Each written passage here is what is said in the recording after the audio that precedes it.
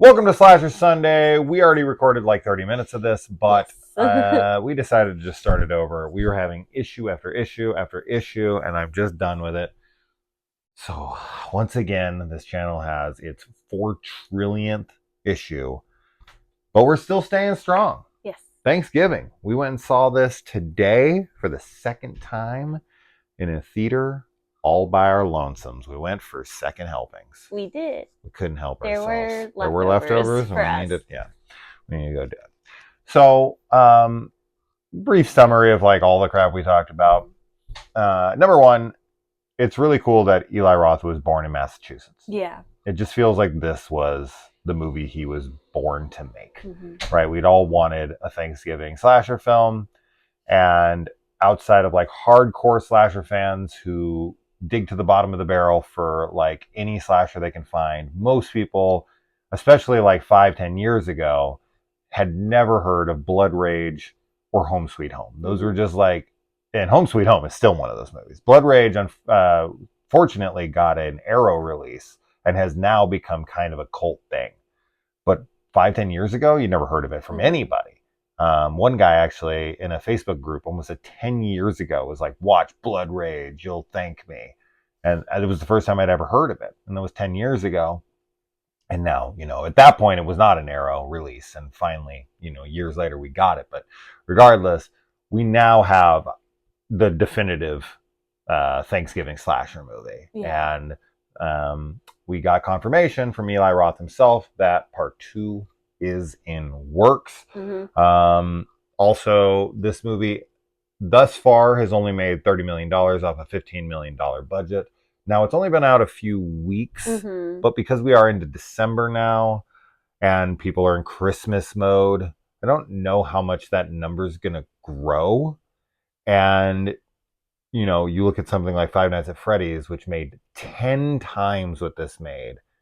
It is very obvious why studios always gravitate towards making, popular IP into movies or sequels or remakes or whatever. It's because people show up for that. Yeah. But I do think that because this has a pretty good cult following, like beginnings, this has cult following written all over it. Oh, absolutely.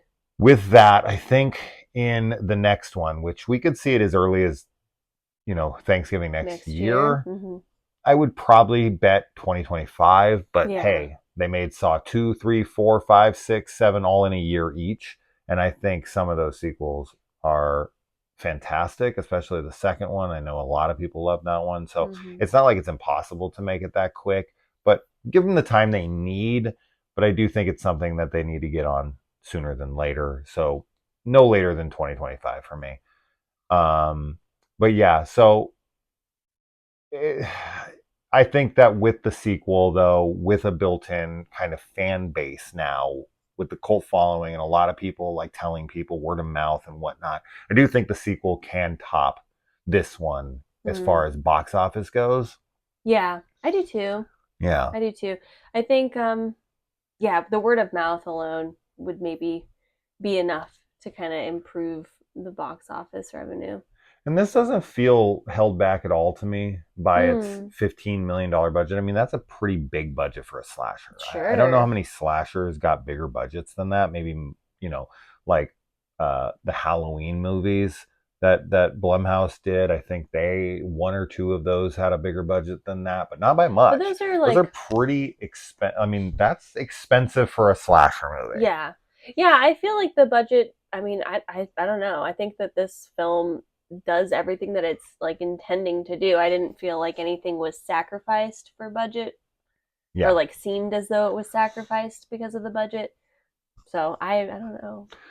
There's things held back on because of the MPAA for sure. I would like to see an unrated director's cut. Yeah. I don't know where they would be unless they're like alternate takes, because from what we got, I feel like we see everything. There's just certain things where I'm like, that doesn't make any sense, and that's specifically held back for the MPAA. So that being said, let's get into the movie itself. Anything else before we start? We got that done quick. That took us like 20 minutes to say. We were talking a lot in Yeah. our other take. We had a bunch of other things too, but they were really kind of pointless, to be honest. So these second takes are usually better. Yeah. Okay, so in the opening, with most slashers, we get that like POV killer cam. And in this one, we get that. And when it's revealed who it's coming from, it's kind of like a subversion of expectations, but then it gets reversed. Obviously, we're talking spoilers, everybody.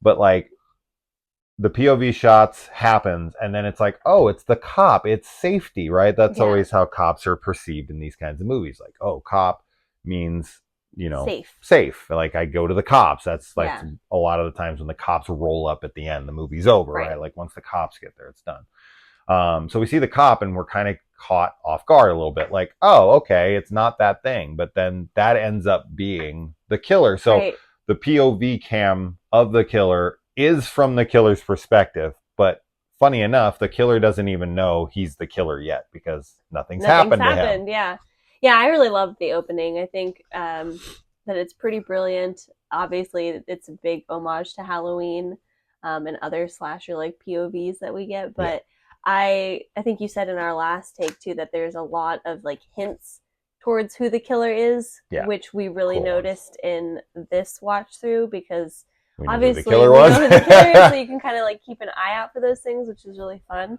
But I think it's done very smartly, and I think that you probably could definitely figure out who it was just like following the clues. Yeah, absolutely. So, there's a decent amount of foreshadowing. It's pretty obvious when you know. I think a lot of people do guess who the killer is by, you know, before it's revealed. But I think they hide it well enough. I do too. For like half the film, and then at some point you kind of go, okay, I think I got this figured out. But regardless, I do think that the foreshadowing, while pretty on the nose in places, it's not super obvious. There's some people who are gonna just see it because they're, you know, they just noticed it or they're super observant. I'm a pretty observant person, but there was some ones here that we'll talk about that I did not catch until the second watch. Once you know, you're like, oh, that's cute, kind of thing. Okay. Rick Hoffman returns here. He's from Hostel, so it's cool to see him back. The Black Friday people in this are just awful. Kaylee and I debated whether or not this is realistic. Yeah. The only thing that I was saying is, yes, while Black Friday can be insane to this level, I'm saying that there's just added elements, like a guy trying to get a waffle iron with a slit throat. Like, that's added there for humor, right? People smashing over people's heads with shopping carts and like getting their hair stuck in the tire and they're like pulling it and this and that. Like, I mean, it's humor and like commentary too. Sure, it's exaggerated. Yes. But unfortunately, not by that much. Yeah, I think that there's obviously been deaths and like injuries from Black Friday crowds, but I think what was captured well there is like the energy of like the early Black Friday days before stores or anybody like knew how to kind of corral everyone. Yeah. When there would be stampedes and there would be people like freaking out over like the stupidest deals that were pretty pointless. So I think that was captured really well, like that intensity. Yeah, it specifically picks something super mundane, lame, to put it on, and that's a waffle iron. Like, nobody gives a shit about a waffle iron, but when it's free and it's like the first 100, then people are like, I gotta have that thing, right? That is a good social commentary on how ridiculous we'll be over just the most useless shit. It's like, and Black Friday is a really embarrassing part of capitalism, where you're just sitting there like, people will kill each other over like saving $50. It's like, awful. What are you doing? I know. Like, anyway, so that's fun. It's ridiculous. Another thing we had talked about, and I'm going to try to condense all of these, is that I personally find forgive me, I have a horrible runny nose right now, and I'm trying so hard not to like blow it, and if I sound weird or whatever, that's why. But anyway, as far as the whole subplot here, honey, of the security cam footage Yeah. having been deleted and then trying to get a hold of it. That stuff to me was like kind of pointless. It only reveals itself to be important to the killer later, to just to like single out aggressors that are more responsible for like the death of his girlfriend. Yeah. And they do it in a way where you think it's going to reveal something that's new to us, that's going to be important to the company, that the wife of the owner went and deleted immediately. Like, and I get it, she's probably just trying to save her ass.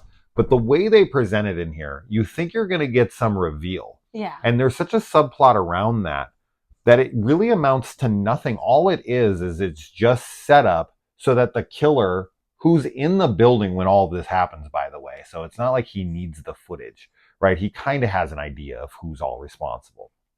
But putting that aside, he does see a couple more people, right? The guy whose head he cuts off in the turkey costume, that kind of stuff. He gets a little more fuel for the fire.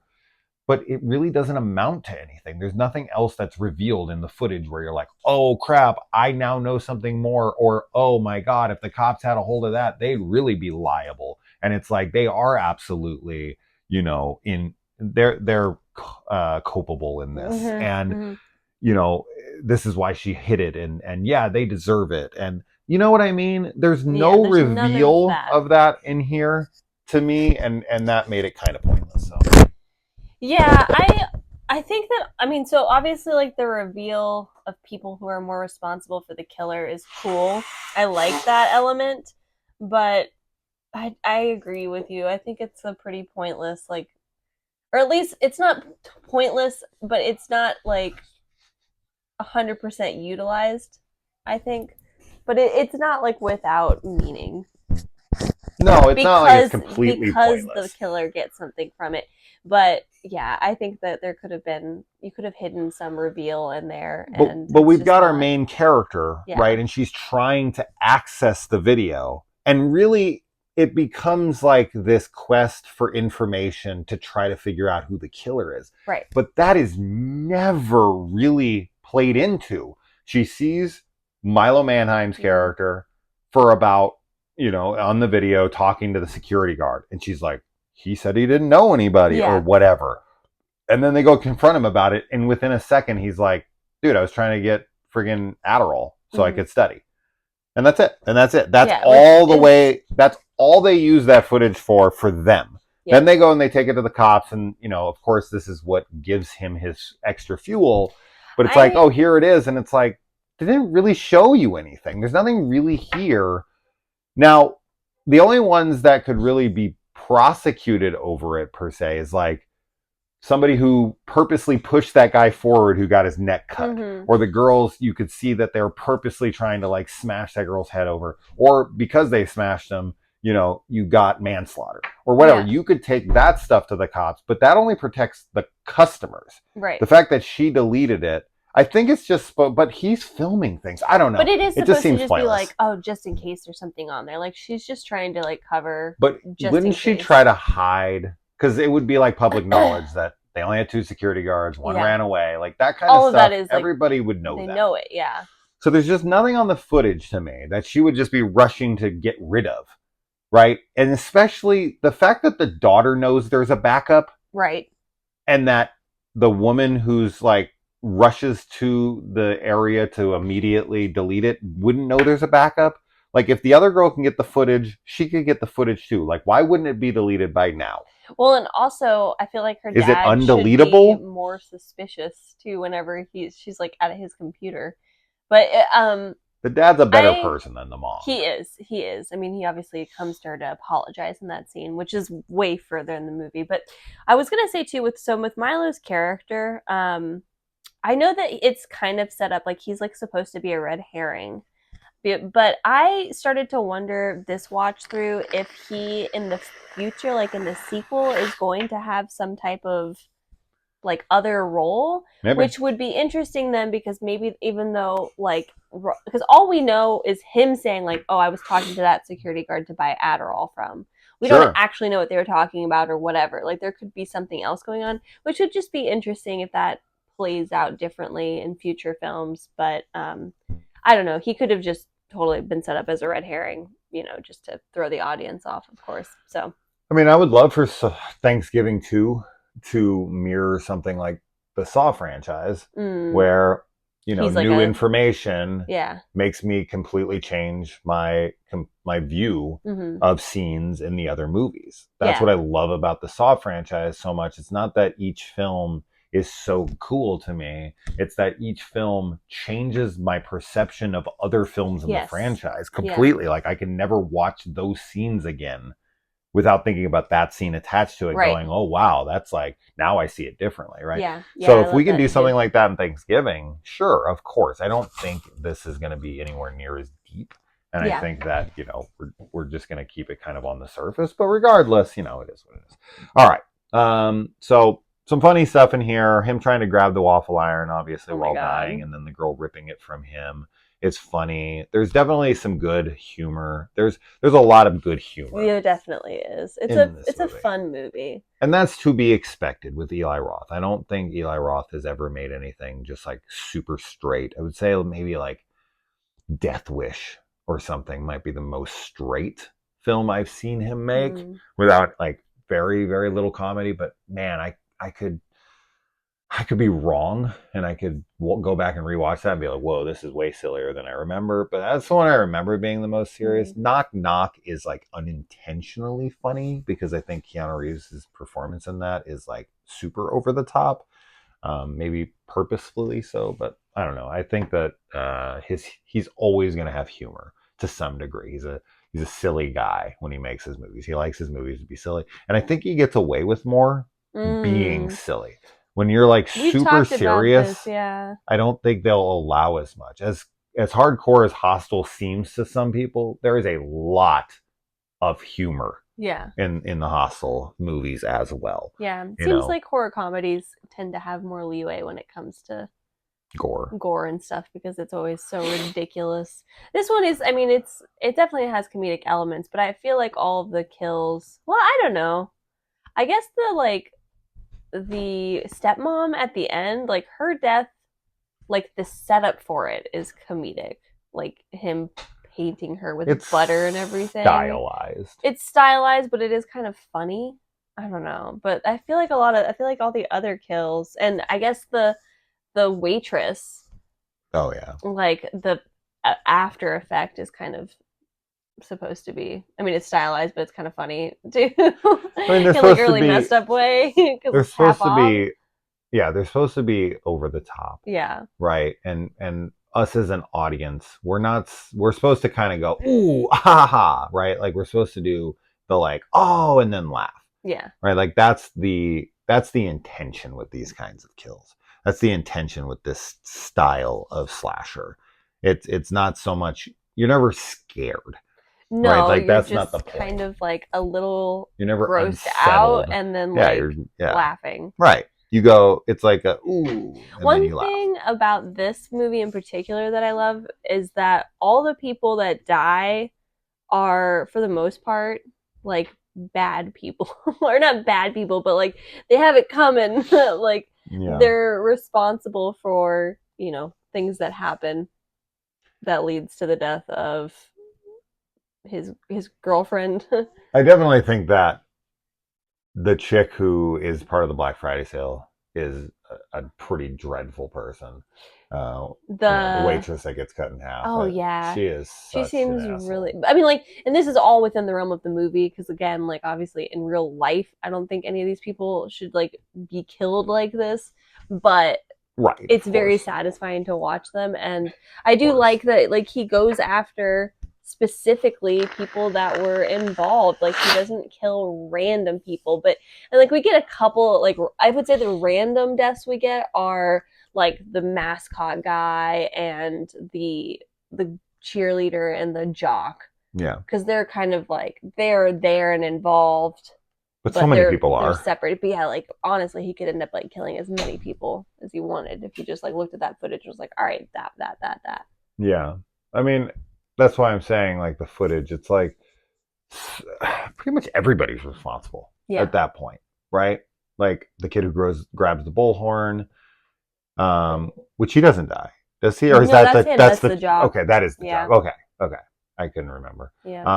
So that makes sense. He's definitely one of the people who incites it, as well as the other jock who punches him, or whatever. Yeah. He's also someone who's riling up the, he's showing him the cell phone and everything, and they're freaking out in there. He's such a jerk. Those two guys specifically, and then of course our main character for letting them in early, that kind of stuff. Now, I don't know, whatever it is, but they're definitely the two that I'm like, bro. Yeah. Like, you guys, they're kids, but I don't care. That's really stupid. Oh, yeah. Yeah. Really. When Milo Manheim goes and pushes his way through the crowd, I don't know what his name is in this. I know, we don't know the characters. Tall guy. When he's pushing his way through that crowd, that hostile ass Black Friday crowd, he's just like, excuse me. No way. Excuse me. And people are like letting him push no by. Way. You can do that at a concert. Yes. Right? You can get up front if you kind of like aggressively push through, but in a Black Friday, dude, no way. Not the way those people are acting. They would be throwing blows. Like they would be like, you are not passing. So them being able to get up front and talk to like security guard and stuff, like, forget that. There's no way, dude. So I kind of found that to be eye rolly, but I don't care. It was kind of funny. One of the items that I saw in there, which I think this is part of the like joke of like waffle irons and whatnot, but like one of the main like end caps that you see that are like out there on the floor to be rummaged through by all these Black Friday people are blown up beach balls for 59 cents. That made me laugh so hard. I was looking at it like, what? Like, who would be grabbing those in a Black Friday sale? like 59-cent beach ball. Yeah, it's totally supposed to just be like just random crap for nothing. Yeah, like worthless stuff. Yes. So funny. Like, oh my God, these are usually $1, but they're 59 cents. Blown up. Yeah, and they're already pre-blown up. I don't have to stress out my lungs. Yeah, anytime I see Black Friday or anything, of course, I'm going to think of, Dawn of the Dead being way ahead of its time and people just mindlessly going shopping for things that they don't need. Yeah. And wasting their life and end up killing people in these. And so the arm break on Golden Boy is pretty gnarly. It's so bad. It's so bad. Like the crunch and everything. And he's like, I feel bad for him because he doesn't even want to go in there. He's like, can I stay outside, please? I don't want to go in. Yeah, I know. And then when he gets in there, he sees that the guy is still alive and he's trying to go help him. Yeah. The guy that's being crushed. So yeah, he's a good guy. Yeah, I mean that's just it. He tries to help. Which gives him motivation. Like, I tried to help. Absolutely. Yeah. It does. It's pretty short. The killer's not tall. He's definitely not a tall guy. Sure, but he's also not the guy who writes the paper for the other guy who's like wearing sunglasses, who's like this tall. Right. Yeah. They try to set him up like, oh, I've been up all night and I have every reason to be mad at you idiots because you bully me and whatever. Yeah, I didn't even think about that guy. Oh, for sure. That's funny. They try to set up so many red herrings. I feel like the two main ones are the two boyfriends. The boyfriends, yeah. Those are kind of the main ones I was like focused on. They're going off of that for Scream, right? Yeah, of They're course. trying to make you think like, because this has a Scream feel to it, outside of the kills, which are much more brutal than Scream. Yeah. But for the most part, everything else is very screamy. The boyfriend thing is a trope. Yeah, for sure. In the Scream franchise. So I think, they set those both up to be killers. And, neither of them were as of yet. As of yet, yes. And the title card font is the same. It's great. As the original, which I loved, and it bleeds down the screen. The video the guy released, he says he didn't release it, and then like it's like edited. Tries to like turn it on his girlfriend, I think so. I don't know, but I think that he does upload it because like Oh, sure. he's edited it, it's uploaded, Yeah. the news has a copy of it. No waffles But for then this he bitch. takes it down, Yeah. but it's still getting re-uploaded because people made like copies or whatever. But he uploaded it originally. Yes. But yeah, So like no waffles for this bitch, the guy oh who my died. God, dude, what? That's Dude. awful. And then he's like, R.I.P. the victims. Yeah. At the And end. then subscribe. So he's just like the worst. Like I'm very happy with his death. Which actually, the first viewing that we had of this, I had to run to the bathroom, so I didn't get to see his death. So I really liked seeing that. You're like, no, I missed it. I Yeah. hate him so much. I actually watched a few reviews on this when it came out, and I saw a few people pronouncing this Plymouth. Were they joking? Like, do we not, like, we all, like, went to grade school, right? Like, we talk about Plymouth, Massachusetts, and, like what? Plymouth? I mean, Plymouth is like what it looks like. It looks like phonetically. Yeah. But everybody knows it's it's Plymouth. They got to be kidding. I hope so. Plymouth. They even say it in the film multiple times. Yeah, Plymouth. Plymouth. Because it's Plymouth.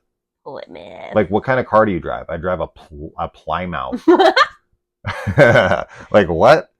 You know what it is. I mean, there's always going to be those words, though, that, like, you just have been pronouncing wrong. Yeah. Like, your whole life, and then somebody, like, tells you, like, this is actually how it is said, and you're just like, oh my God.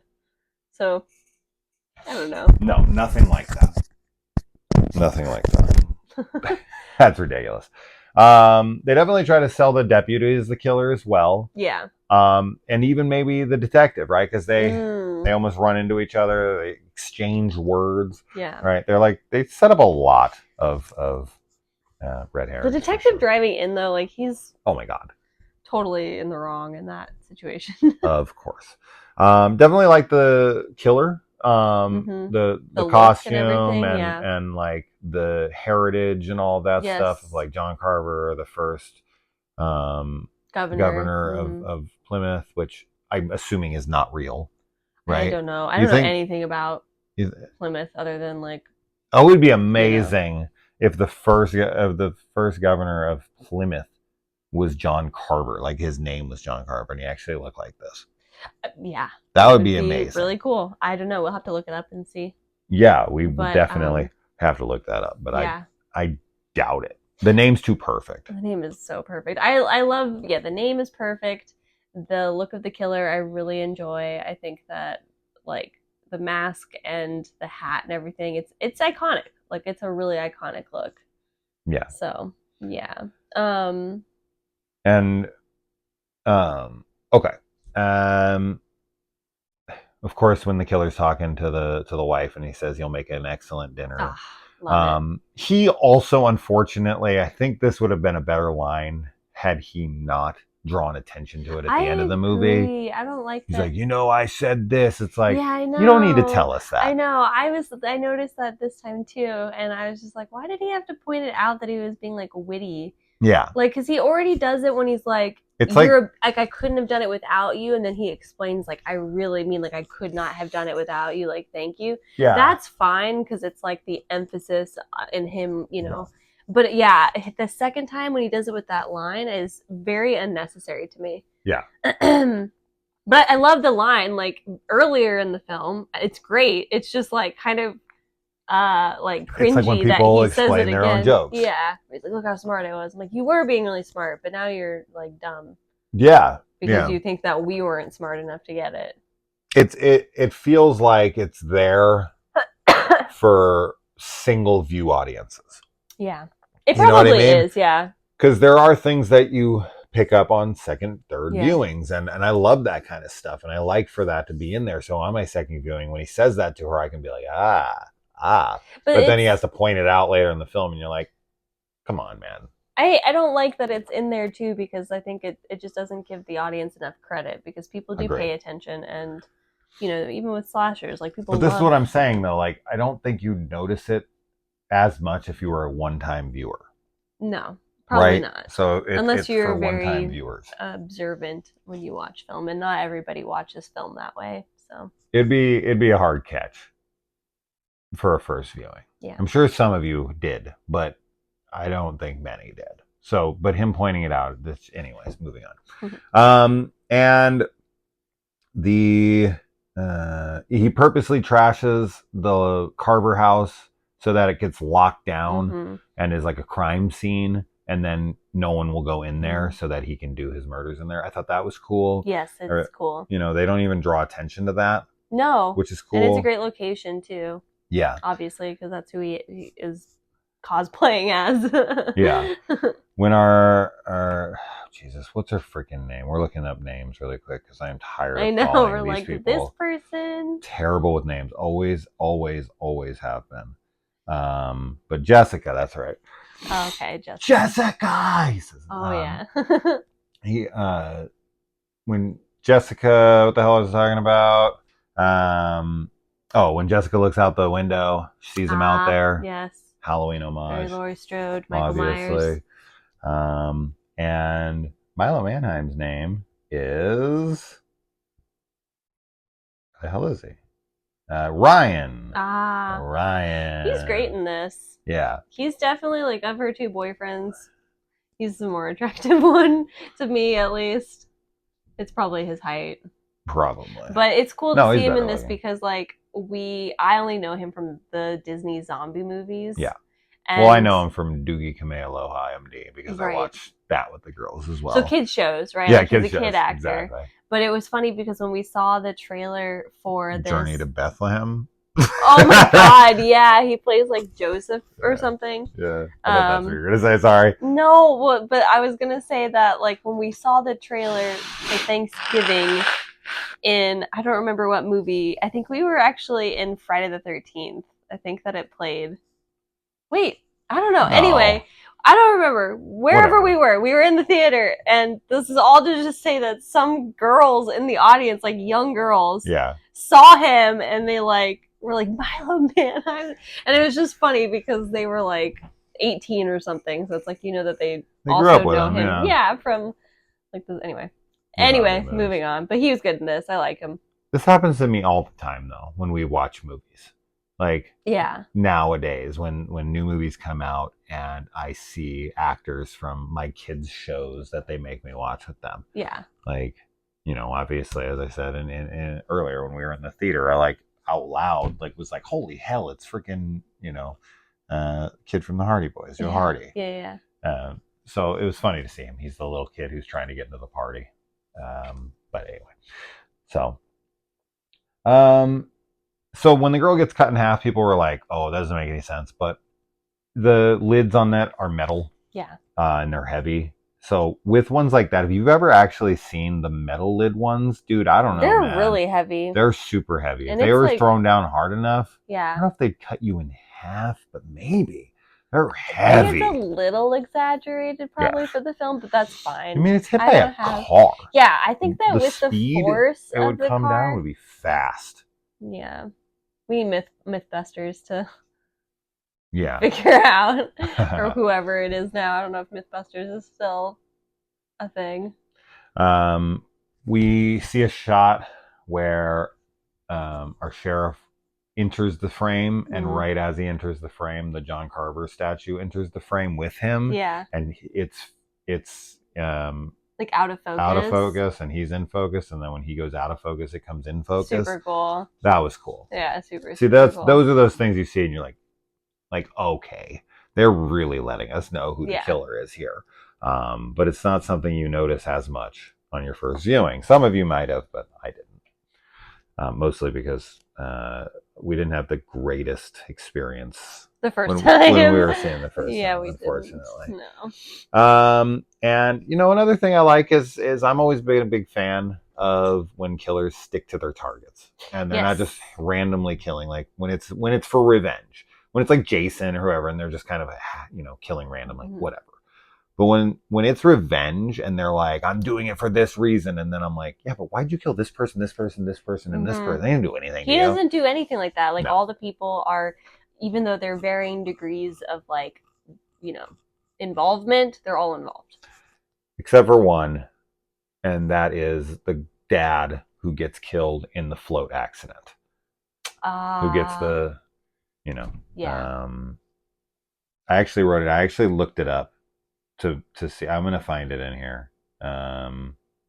Shit. Oh, bowsprit. A bowsprit. Mm. A bowsprit. I'm sorry, bow. Sorry, a bowsprit. Oh. That's what they're called. Oh I was yeah. super curious on what the big long Uh-huh. wooden thing that sticks out that kills Jaws at the end of the fourth movie. Bowsprit. A bowsprit. There you go. Little Mm. fun fact for you. That kills gnarly. When it comes through his face and his nose is like hanging Oh my off here and the god, blood is it's just so spraying bad. on the kids. Yeah, so he's just he's an accidental Yeah, he's collateral ancillary. damage. Yeah. But he's the only one. I think everybody I think else so. is people that were there. Whatever, he was probably there that night. Honestly, like, yeah, the Everybody town is was. like small enough that they probably, which I don't know, is Plymouth like actually a small town? I feel like it's like so famous that many people would live there. I have no idea. And yeah, he puts her on top of the star, as you said, half off. That's Yeah. cute. Her face not being recognized when Yes. when her face is all fucked up. That's cute. I thought that was funny. And the dinner table stuff great. is definitely an homage to Happy Birthday to Me, which I don't think Kaylee's ever seen. I have not. Definitely need to watch it. Maybe we'll watch it tonight. Mm.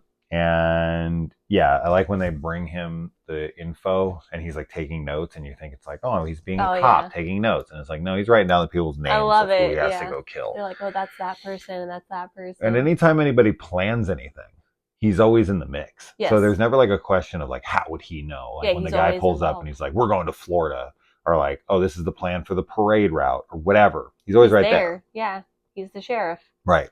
It's great. It's really great. Yeah, because there's always that question with these kinds of like whodunit movies where in the end you're like, how would they know? No, I think that everything is handled very realistically for his character. I think that his knowledge and like as far as like fighting and weapons and all that stuff makes sense, and that being in the know with like all the plans and even like his stature and stuff is also addressed because he's not like totally invincibly strong. Like he gets knocked over and whatever.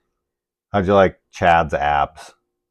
Oh my god, that's such a funny scene. When he starts crying, he's like, oh, and they're still consoling him as they walk out. Oh my god, that was funny. Yeah, it's great. That was a good scene.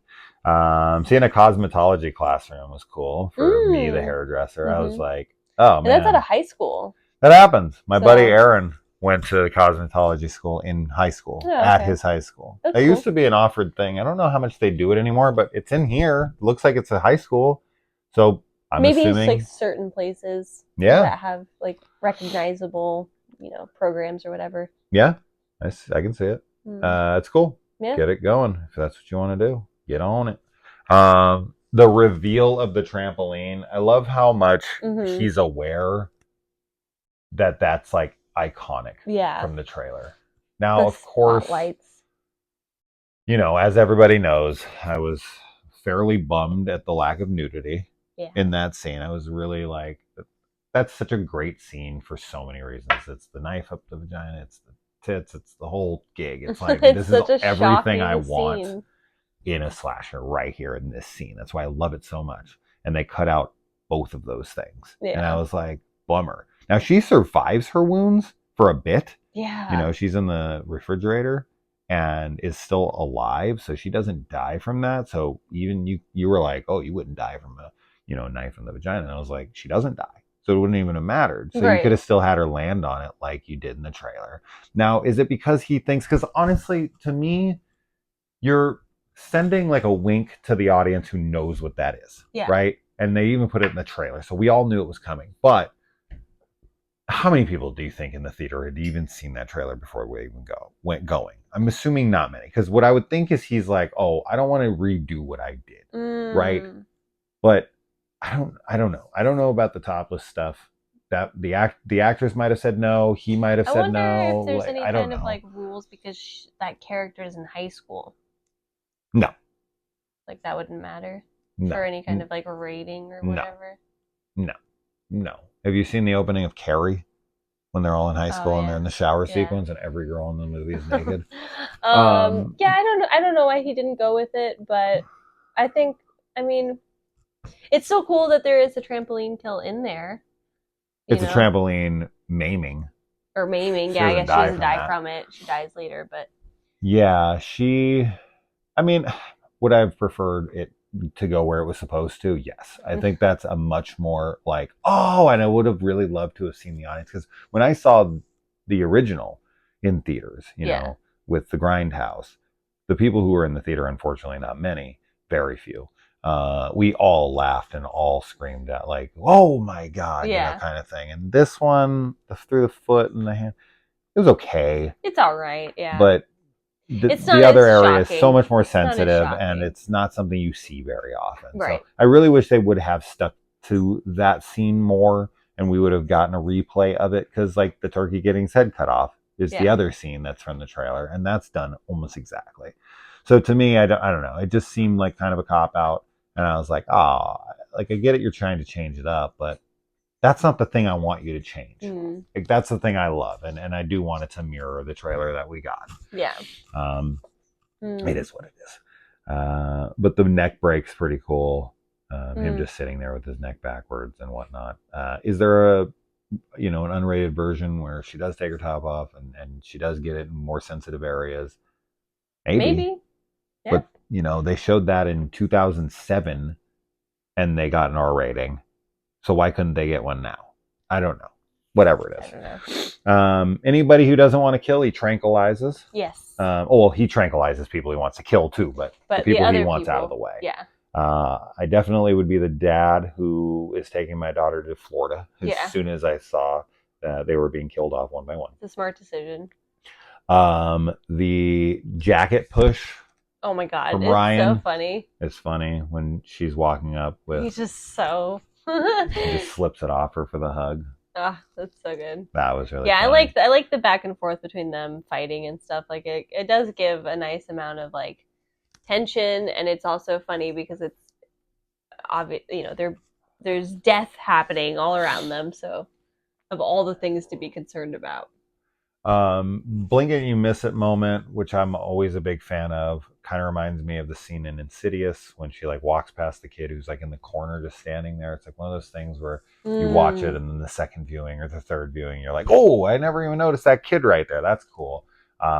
When Corncob Girl walks into her room, John Carver's right there at the edge of the screen. You can just see him standing there as she walks past him. Yep. Really cool. Didn't notice it the first time at all. Very subtle. So I loved that. She gets the corn cobs, then she gets thrown on the table saw. A lot of people laughed at her boyfriend being like, "What do I do, Jessica?" Oh yeah. And I'm like, dude, he's just like he's in traumatized. Shock. He's like, I don't want her to die. Like, can I do anything? Like, he's freaked out. She's dead. I mean, she's dead in his arms. He can barely even see what's happening. He just, he kind of sees it, but he's like, what can I do? What do I do? I want to save her. So I found that kind of funny. Or I found that weird that they found it funny. Yeah, I think it's a weird thing to find funny for sure. I think he's just in shock. Because there's a lot of things that are played in this for fun. That isn't one of them. No, not at all. Not at all. I think maybe they were just in a headspace to laugh. Maybe. And they thought maybe that was supposed to be funny, but that's actually one of the more like heartbreaking moments. Absolutely, yeah. I think his performance is like fine there too. I think that he's conveying because if you saw something like that in real life, chances are you probably would be just like shut down immediately because your brain is trying to like protect you when you experience trauma. Yeah. So it's gonna be like, nope, turn off all your feelings and like all sensation that you're gonna like end up having to deal with later. Yeah, for sure. So, yeah, I found that heartbreaking too. He browns his mask. Do you think puts it on top of the oven and browns it intentionally? I was wondering. So. I don't really. It kind of feels like he does though, but I think you said like he took it off to like look at something. I thought, honestly, when he did that at first, I thought he was not going to notice. And then it was going to be like, he tried to set things up and like, we know who he is because there was going to be like 5 different John Carvers in the room. And you were going to be like, I know who he is. He's the one with the burns on his face or something, like in video games when they all split off and you like have to look for the one thing to be like, shoot that one. Right. You know what I mean? That's the one that's not a clone. That's the Ganondorf. So yeah, I don't know. It's just supposed to give a new look to him, I guess. Yeah. And it's probably another way to like sell 2 John Carver masks when Trick or Treat releases them eventually. Yeah. You want the brown Good one? old mask buying time. And let's see. Yeah, the wife is definitely the most responsible, so she gets the worst death, I think, being cooked alive. Oh, it's awful. Now, the little thing he puts in her, I've never personally baked a turkey myself, but I thought that thing popped up when it was done. I think she's supposed And to be she done. just died. I know, she just died. But you would not be cooked all the way through and then die. You're right, I don't know. Maybe it's when it reaches a certain temperature. Inside, internally, yes. Yeah. It pops up when it hits like the temperature it's supposed to be. It pops up when she dies. I know, it's a gag. That's all. Right? Like, it's supposed to be a funny gag. But I was like confirming that's supposed to pop up when you're all cooked inside. And her insides were completely cooked to be edible. She wouldn't be like, she wouldn't be like her. Still. Maybe her last breath, maybe she wasn't alive, but it was like the air leaving her lungs. No. Finally. No, she's moving. And she just finds that trampoline chick in the fridge and just leaves her. Oh, I know. I was like, bro. Like, she's the reason that girl died later. And because, and then she's just dead. We don't know how she dies. So that could be a deleted death. That could be. I think it seems like she just died from, like, bleeding out a little bit. Yeah. Like, there's still blood in her, though, when he puts the cork in her and, like, pops her like a bottle of wine. He does. Yeah, he drains her like a freaking vampire. Yeah. It's funny, even though this isn't really all that, like, clever or like original or anything, definitely one of the most brutal and memorable deaths for me, and one that looks maybe the best, is Evan's head crush. Oh yeah, that one's gnarly. It looks really, really like good and bad. Yeah, it looks brutal for sure. Yeah. So I like that. Another one that definitely screams we had to do this for the MPAA is the wife's turkey body being dressed. Oh yeah. This makes no sense. Yeah. Right? Like, her clothes would have burned off.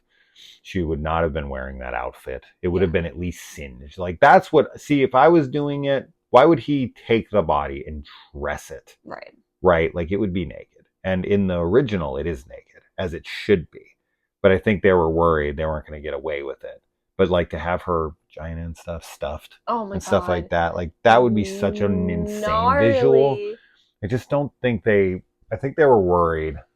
So that's the kind of thing where I'm hoping an unrated cut exists where they did that scene twice, alternate takes, where she's naked and stuffed and all of that. And I also am definitely missing when he's humping her head. Yeah. At the end, like, that is something I really do that though. That is something I really would have loved to have seen, as a little bit more of like the grindhouse feel to this. Yeah. Where it's a little bit more ridiculous and over the top, where like the head's connected to the other turkey and then that kind of stuff. Like, I love the original trailer so much.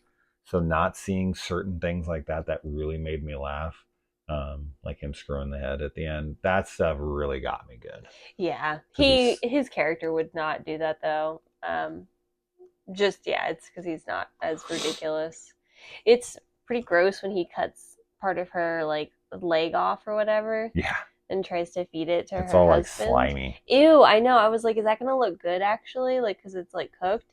It didn't look good. It did not look good. I don't know if that's what human meat looks like cooked. Like, it's like slimy when you cut it. Yeah. I think it's because he cuts like just the skin. He cuts just the skin off. It's gross.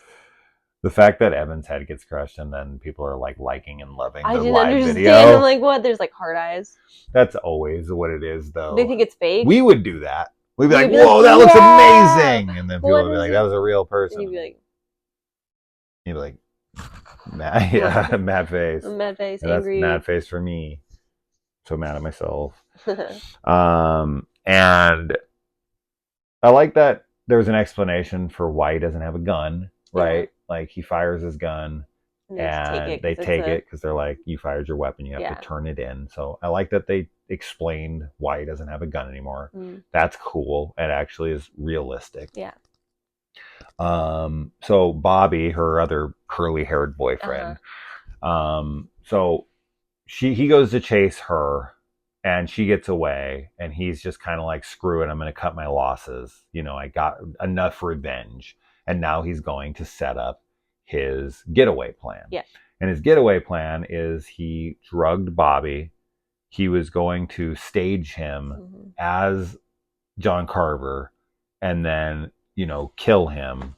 But he was in the trunk dressed like John Carver, came out, hit him over the head. That's why we find him. So originally, the first time I watched it, because, you know, as I said, we were really dealing with a lot that night. I wasn't paying attention as much as I could have been or should have been. And I missed the fact that, like, you know, when he was on the ground, I thought that was staged. But no, he actually gets knocked out by Bobby. And when we see Bobby running away in the John Carver outfit, I was kind of like, huh? But then when he's like, you know, I was planning on making him the killer and he hit me over the head, I was like, oh, so you really were knocked out. It's convenient to a degree, but it makes perfect sense of everything. Yeah, it does. Yeah, I was the same. I thought it was staged for some reason. I was like, why is he? And then I was kind of confused about that. But now I understand. Right. And so he uses that to his advantage. And he sees that Jessica is like, sees him and thinks that he's the killer. So he's like, oh, perfect. Like I'll just take this and then I'm going to go run in. I'm going to shoot at him, which is going to make him run off. And then, you know, we're going to go on a manhunt for him. Yeah. And then I'm going to be the hero and we finally catch him and everything. So all that stuff was cool. And the fact that he's just kind of out there and he ends up helping her and being part of what saves her in the end. I did like that. Yeah. And I liked that she used the cell phone from the evidence in front of her to live stream him. Me too. That was cool, smart. And let's see, him yelling out, like, I feel like Patrick Dempsey, I don't know if this is the script's fault, kind of feels like it, but that line we talked about earlier where he points that thing out with the mom and she would have been a good dinner or whatever, but also the way he delivers, there will be no leftovers. Yeah, it's okay. I mean, it's obviously it's a hard one to not sound kind of campy. Yes. Yeah, I think he does an okay job. I think he does an okay job with it. He's great in the whole rest of the movie. Oh yeah, I love his performance. Once he has to deliver, I don't think anyone could deliver these lines well. Yeah, I think it's the writing a little bit, but it sucks because like it's a fun line, obviously. Yeah, I don't want to change. Like I don't want to change either, but it is silly. Just kind of silly sounding. It's like, would he really yell this? Yeah, well, because like all it's like that's what it is, right? It feels disingenuous. Yeah, but at the same time, it's like he has fixated on Thanksgiving. Yeah. Right? So it's like he's spending all this time like making this like Thanksgiving meal. Like he's cooking and doing all this stuff. So I don't know, like maybe he would be just like his brain is broken and he's just like all about Thanksgiving and like would make up a pun. Do you think that there's a part of him that the reason he does the Thanksgiving dinner is to show them where they should have spent their Thanksgivings, right? Like this is what Thanksgiving is about, not going out and shopping. Yeah. Right? It's about family, right? He turns into Dom from the Fast and the Furious movies. Yeah, he's like, it's family. And or is he doing it to try to have his own family dinner because his family was taken from him? Because we find out that Gina Gershon's character was pregnant with his baby, right? Or so he thinks. And we that was another thing we spent a lot of time talking about, like her relationship with her husband and how she seemed like totally normal and like kind of happy with him, but yet she's cheating on him. And I had suggested that the reason that they went to go give him food at work was so that they could go and have a good enough excuse to get away from the family, to have like to have some sex, to have an affair moment, and then take him the food and be like the loving wife. But they had to like get away from everyone else without looking suspicious. Like, oh, you're heading that way? Oh, can I take my husband food with you? And they're like, well, there's nothing suspicious about us leaving together. Right. And then they go out. Which is a great observation. I think that he does want to show them like this is where you should have been. Mm-hmm. And I do think it is because it's relevant and shown because he's like, what are you thankful for? Yeah. Like he tries to get them to say what they're thankful for. So I do think he's focused on that. We don't really get anything though. We only get hers later. Right. What I'm thankful for, the good service. Because he goes to Evan first, and Evan's just like, help me, and just starts just freaking out and yelling. Yeah. I would have definitely liked that scene to play out longer. I would have liked the dinner sequence to be like 5 minutes longer for some of them to like, try to say stuff like, we didn't know and we're sorry. And like, she's like, you got to get something to be thankful for. And just kind of like more dialogue between them and more like that's where he could have had the no leftovers, the moment. But I do like that he uses like a voice modulator and I do too. This and that. I think that's cool. It's very Scream-like. Yeah, it's great though. I love it. But I would have liked to have spent more time there and had a couple more kills. I agree. Would have been good. Yeah. There's a couple more people like the football player guy. He could have got killed. The dad could have got killed. Yeah. Right. Like those kinds of people, they're just throwaway characters. So a couple extra cool deaths. Yeah. I mean, you have your final girl. So. Yeah. Yeah. Yeah. So yeah, you don't need everybody the jock guy. What's his freaking name again? Scuba. Scuba. Yeah, and like his Scuba. Girlfriend both live. He doesn't need to live. Oh wait, no, sorry, not his girlfriend. Not his girlfriend. No, the Evan's girlfriend lives. The girl who's Addison Rae or whatever, the TikTok influencer. Or is it Instagram? No, I don't know. I didn't even know who she was until people were telling us in the comments. Fine. Oh, she's fine. Yeah, she's good enough. Yeah. But like he didn't need to live. He didn't need to just get cut on the arm. Yeah. Right. That kind of stuff. It was like, no, that was a good moment for you to add a body count to the film, and it would be relevant to the plot. Yeah. He doesn't need to live. Everyone but the final girl should have been killed, and they should have been killed on screen, and it would have added to the fun of the film. So that to me was a missed opportunity. You had 3 extra characters to throw away. Mm-hmm. Right. I don't know. That's just a missed opportunity for me. Her mom's lucky bracelet saves her twice. It does almost not save her when she gets stuck on the fence, but she does get off. So maybe it is lucky because other bracelets might have kept her there longer. And then she uses it, of course, in the blunderbuss to blow up the turkey. Yes. Do you think that he will be in the next film as a burned John Carver? It's almost like a foreshadowing of how he's going to die. That's cool. Right? Yeah. Die. Do you think that he do you think he sneaks out My Bloody Valentine style? Possibly. The remake of My Bloody Valentine where he sneaks out as a firefighter? Possibly. Yeah. But he will be in the next one. Yeah. I think. I am predicting. Yeah. You think like the next one should be called Thanksgiving 2: The Leftovers. Right? Yeah. That's a pretty easy title. Mm-hmm. Yeah. Or Thanksgiving 2 Helpings. Ooh. Second helping. Yeah, second helping. Yeah, the second helping. Yeah, Thanksgiving, the second helping. Ooh, I like that one too. Mm-hmm. What do you guys think? What do you guys got? Called?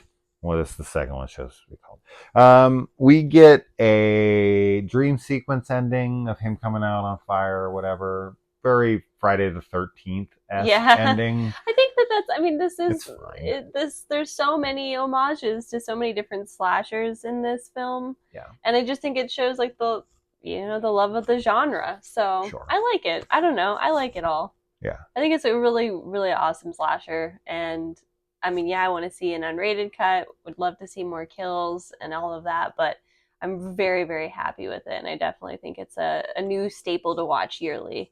And we're going to get another. Yeah. So we're going to have 2 to watch at least. Yeah, exactly. We can turn this into like 3, 4 of them. It'd be great. I'm fine with that. As long as they're good. Yeah. Keep them coming. All right, guys, that's it. That's it. Thanksgiving. We have no leftovers. I don't think. There's things I'm sure we can talk about, but I think we covered most of it. Yeah. It's like an hour. It's good. Yeah. We went to the theater specific to do this video. Yeah. So we could have saw any other movie. We could have went and saw Dream Sequence. We could have went and saw Godzilla -1. We could have went and saw all these other movies. But we decided to rewatch Thanksgiving so I could take notes and talk about this, and Kaylee could see the whole movie this time. Yes. So, and you did have to leave, unfortunately, go to the bathroom again. I did have to pee again, but you left during I a tried scene you to. already seen. Yeah. All right, that's it. Bye.